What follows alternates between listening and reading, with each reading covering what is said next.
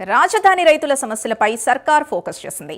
రైతుల సమస్యలపై 3 సభ్యుల కమిటీ సమావేశమైంది. ప్లాట్ల కేటాయింపులపై చర్చించారు. సమావేశంలో కేంద్ర మంత్రి పెమ్మసాని చంద్రశేఖర్, మంత్రి నారాయణ, ఎమ్మెల్యే శ్రవణ్, సిఆర్డీఏ అధికారులు పాల్గొన్నారు. రాజధాని రైతులకు అండగా ఉన్నామన్నారు కేంద్ర మంత్రి పెమ్మసాని చంద్రశేఖర్. ఏ గ్రామంలో ఇచ్చిన భూములకు ఆ గ్రామంలోనే ప్లాట్లు ఇచ్చేలా చూస్తామన్నారు. రాజధాని రైతుల సమస్యలపై ఇప్పటికే చర్చించామని మంత్రి నారాయణ తెలిపారు. ఇదే విషయానికి సంబంధించి పూర్తి డీటెయిల్స్ మా కరెస్పాండెంట్ శ్రీహరి అందిస్తారు. శ్రీహరి, చెప్పండి, రాజధాని రైతుల సమస్యలకు సంబంధించి జరిగిన సమావేశం వివరాలేంటి? రైట్ సింధు, అమరావతి రాజధాని రైతులకి అయితే పెద్ద ఎత్తున తమ సమస్యలు ఉన్నాయంటూ సీఎం చంద్రబాబు వద్ద అయితే తాము ఆవేదన వ్యక్తం చేశారు. దీనికి సంబంధించి త్రిసభ్య కమిటీని అయితే నియమించారు సీఎం చంద్రబాబు.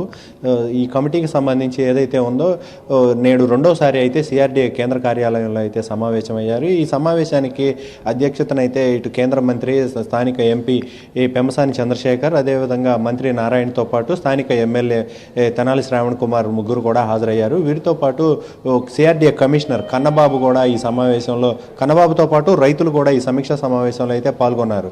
దీంట్లో ప్రధానంగా చూసుకున్నట్లయితే రాజధాని కోసం సీఎం చంద్రబాబు మీద నమ్మకంతో 54 రోజుల్లో 30,000 ఎకరాలు ఇచ్చిన నమ్మకాన్ని ఏదైతే ఉందో ఆ నమ్మకాన్ని వమ్ము చేయమంటూ కూడా మంత్రి నారాయణ అయితే స్పష్టం చేశారు.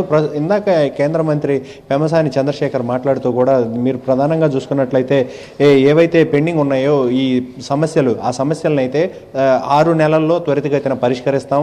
ఇందులో ప్రధానంగా చూసుకున్నట్లయితే 33,119 ఏదైతే ఉందో ఈ ఎకరాలకు సంబంధించిన రిజిస్ట్రేషన్లు అన్నీ కూడా 98% కూడా పూర్తయిపోయాయి.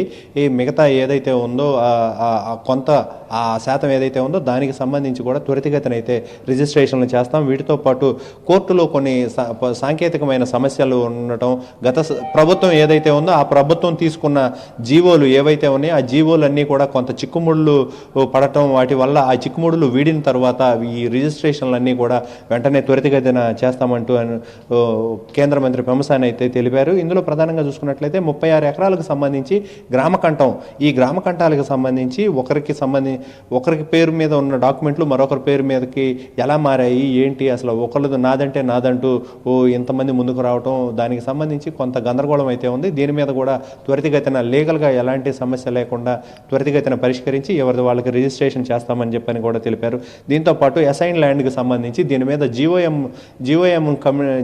కూడా వేశారు. దీంట్లో మరో 90 రోజుల్లో ఈ సమస్యను అయితే పరిష్కరించేందుకైతే ముందుకు వెళ్ళబోతున్నారు. ప్రధానంగా ఇందులో చూసుకున్నట్టయితే రాజధాని సమస్యలు ఏవైతే ఉన్నాయో వీటన్నిటిని కూడా త్వరితగతిన ఒక 6 నెలల్లోనే ఈ సమస్యలన్నిటికీ పరిష్కారం చేస్తాం. వీటితో పాటు పెద్ద ఎత్తున ఏవైతే రాజధానిలో నిర్మాణాలు ఉన్నాయో వీటన్నిటిని కూడా 5 కాంట్రాక్టర్లతో త్వరితగతిన అయితే 25 గ్రామాలకు సంబంధించిన అభివృద్ధి ఫస్ట్ పేజ్లోనే డెవలప్ చేస్తామని చెప్పని కూడా వారైతే తెలుపుతున్న పరిస్థితి కనబడుతుంది. సింధు.